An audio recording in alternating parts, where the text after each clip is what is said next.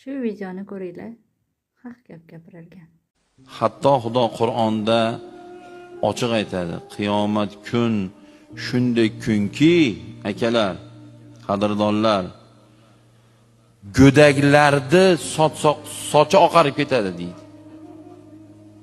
Tasavvur qilyapsizmi? Shu kunda siz men bilan nimani gaplashasiz? Yo, men siz bilan nimani gaplashaman? Shuning uchun bu dunyo imkoniyat dunyosi. Bir-birimizni rozi qilib olaylik.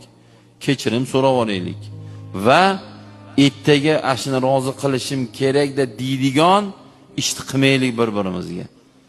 Orqamizdan gapirishni to'xtataylik, g'iybatni to'xtataylik.